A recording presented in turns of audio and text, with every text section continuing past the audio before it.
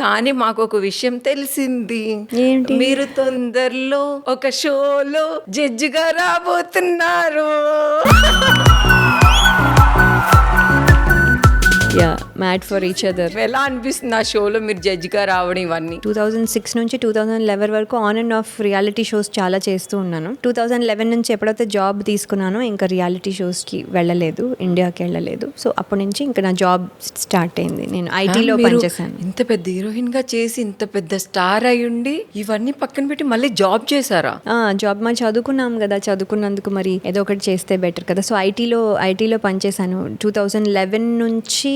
Almost మొన్న తమ్ముడు cinema షూటింగ్కి వచ్చేంత వరకు కూడా చేశాను. ఆ షూటింగ్కి వచ్చానని రిజైన్ చేసి వచ్చాను. జాబ్ మీకు ఎట్లా అనిపించింది? జాబ్ కానీ వర్క్ ఫ్రమ్ హోమే, అప్పుడప్పుడు వెళ్ళేదాన్ని ఆఫీస్కి అంతే. ఎందుకు మ్యామ్ ఆ డిసిషన్ ఎందుకు తీసుకున్నారు అసలు? అంటే మామూలుగా ఇప్పుడు నేను సినిమాకి రాకపోయి ఉంటే ఇంజనీరింగ్ చేసి అలాగే చదువుకుని అలాగే వెళ్ళేదాన్ని, అదే రౌట్లో ఉండేదాన్ని. మధ్యలో ఈ టర్న్ వచ్చింది, ఇది అయిపోయింది కాబట్టి ఇప్పుడు ఏదో ఒకటి చేయాలి, మనము ఏదో ఒకటి ఖాళీగా ఉండడం అలవాటు లేక ఏదో ఒకటి చేయాలి, చదువుకున్నాం కదా మనం, ఏదైతే చేసేవాళ్ళం కదా అని అలా స్టార్ట్ చేసి అలా ఆపర్చునిటీ వచ్చింది, అలా చేసుకుంటూ వచ్చాను. జాబ్ చేస్తూ మళ్ళీ ఫీల్డ్ లోకి ఎందుకు రావాలనిపించింది? మళ్ళీ ఫీల్డ్ లో అది ఆఫర్ వచ్చింది కాబట్టి వచ్చాను అంతే. ఫీల్డ్ లోకి మనం అనుకుంటే రాము. సో అది ఆఫర్ వచ్చింది, ఆఫర్ వచ్చినప్పుడు వచ్చి చేసామంతే తప్ప. మీ ఇంట్లో చెప్పారా మళ్ళీ నేను ఇలా వెళ్ళాలనుకుంటున్నాను అంటే దాని ముందు కూడా చాలా ఆఫర్స్ వచ్చాయి, అది వర్కౌట్ అవ్వలేదు. ఏదో ఒక రీజన్ వల్ల అది ఐదర్ రోల్ చాలా చిన్నదో లేకపోతే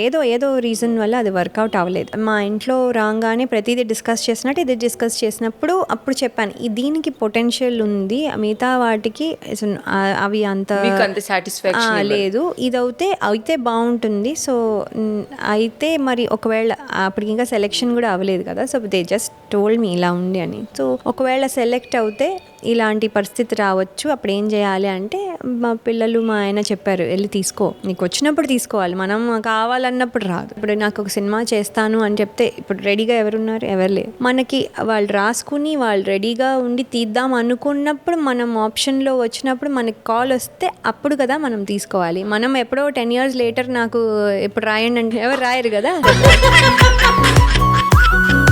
సో మనం రాసినప్పుడు మనకి వచ్చినప్పుడు కాల్ సద్వినియోగం చేసుకున్నాం లేదా ఆపర్చునిటీ మనం క్రియేట్ చేయలేం, వచ్చింది బాగా యూస్ చేసుకోగలం. That is the thing. అది ఈ ఫీల్డ్ అనే కాదు, ఎనీథింగ్ వచ్చినప్పుడు ఆలోచించుకోండి ఏది ప్రయారిటీ, ఏది మీరు చేయలేకపోతే డోంట్ డూ ఇట్. వచ్చినప్పుడు మీకు అది కావాలి అనిపించినప్పుడు అది ఆ టైంలో తీసుకోవడమే కరెక్ట్. ఆ టైంలో మీకు పరిస్థితుల వల్ల తీసుకోలేకపోతే రిగ్రెట్ అవ్వద్దు. తెలుగు సినిమాల్ని ఒక ఊపేశారు కొన్ని సినిమాలతో. ఆ టైంలో మీరు నెక్స్ట్ నా కెరీర్ ఏమవుతుందో, నేను ఇలాంటి క్యారెక్టర్ చేస్తే నా ఫ్యూచర్ ఏంటో అనేది ఆలోచిస్తారు. బ్లైండ్ క్యారెక్టర్ చేశారు, ఏంటి రహస్యం? ఇప్పుడు నాకు ఏదైనా క్వశ్చన్ ఉంటే ఎవరినైనా వెళ్ళి అడిగి మీరు నాకు దీన్ని అడ్వైస్ చేయరా అనేటట్టుగా ఎవరు లేరు. అది అంటే యాక్సిడెంటల్గా అలా అయితే తప్ప, లేకపోతే నాకు ఇప్పటికప్పుడు వర్ష నాకు ఇది డౌట్ ఉంది, నాకు ఇది ఇలా ఏం చేయాలనుకున్నా ఇలా వచ్చింది ఏంటి అని అడిగేలాగా ఎవరు లేరు.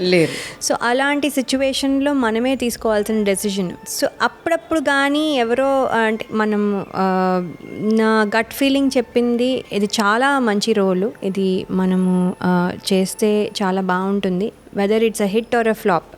హిట్ అవుతుందని నేనైతే అనుకోలేదు, ఎందుకంటే బ్లైండ్ ఎవరు చూస్తారు అని. సో హిట్ అయినా ఫ్లాప్ అయినా కూడా మనము చేయలేని అంటే ఇప్పుడు నాకు కావాలంటే ఇలాంటి రోల్ రాదు అంత స్ట్రాంగ్గా, దానికి ఉన్నంత ఇదిగా. సో మనం వచ్చినప్పుడు తీసుకుందాం లైక్ ఐ సెడ్. సో అనుకుని ఇది చేద్దాము అని ఒక గట్ ఫీలింగ్తో ఒప్పేసుకున్న మాట నిజమే. తర్వాత అందరూ చెప్పారు ఇది డీ గ్లామరు, ఒక కమర్షియల్ హీరోయిన్గా వెళ్ళాలనుకుంటే మీరు ఆర్ట్ ఫిల్మ్లన్నీ చేస్తారేంటి అండం.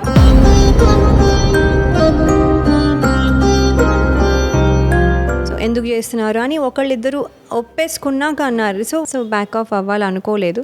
సో మనం కమిట్మెంట్ ఏదో ఒకటి అయింది, చేసేద్దాం అనుకున్నాను. కానీ అక్కడ ఒక ఫియర్ ఉంది, ఏంటి ఇలా అంటున్నారు, దీనివల్ల నెక్స్ట్ ఫిల్మ్స్కి ఇలాంటి ఎఫెక్ట్ కూడా ఉంటుందా, నాకేమీ అర్థం అవ్వలా.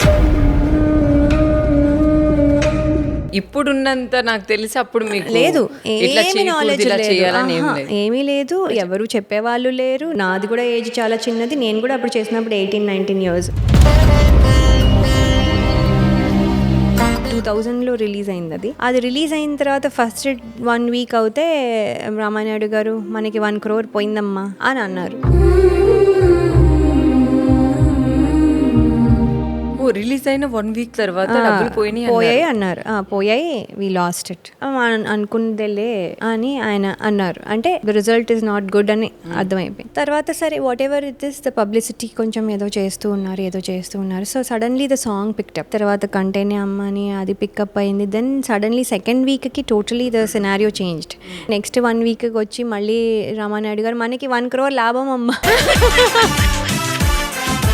రికవర్ అయిపోయి ఇంకా కొంచెం వచ్చింది ప్రాఫిట్. సో ఆఫ్టర్ దట్ ఏమైందంటే ఎవ్రీబడి స్టార్టెడ్ టు అప్రిషియేట్ అని తర్వాత ఏమైపోయిందంటే అది సినిమా టీవీలో వేసి ఆల్మోస్ట్ ఎవ్రీ వీక్ ఒకసారి వస్తుంది. పిల్లలు ఇంట్లో ఏదైనా గొడవ చేసినప్పుడు అమ్మాళ్ళు కొడతారు కదా, కొట్టినప్పుడు కంటేనే అమ్మ అని అంటే ఫన్ వేలో కూడా చేస్తున్నారు.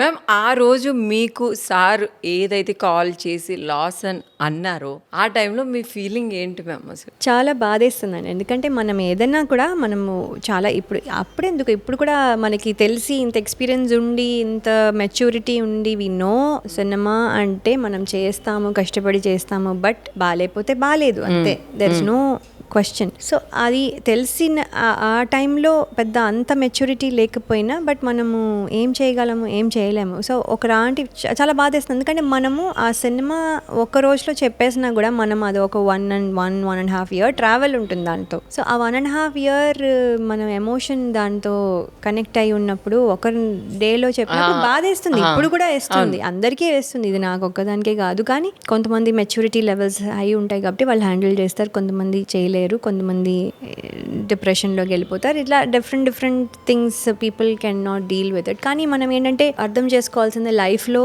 Failures and successes back to back అది ఒక సేమ్ బోట్లో వెళ్తూ ఉంటాయి. సక్సెస్ ఇవాళ వచ్చింది కాబట్టి నెక్స్ట్ టైం కూడా సక్సెస్ వస్తుందని లేదు, ఇవాళ ఫెయిల్యూర్ వచ్చిందని రేపు కూడా ఫెయిల్యూర్ వస్తుందని లేదు. So this is not the end. So మనం ఇవాళ సక్సెస్ వచ్చింది, సో రేపు కూడా సక్సెస్ వస్తుందని గ్యారంటీ లేదుగా, లేదు. సో రేపు మళ్ళీ కొత్తది స్టార్ట్ చేయాలి. సో ఫెయిల్యూర్స్ వచ్చినప్పుడు especially getup and walk and మళ్ళీ ట్రై చేసి ఫస్ట్ నుంచి ట్రై చేసి సక్సెస్ అవ్వాలి.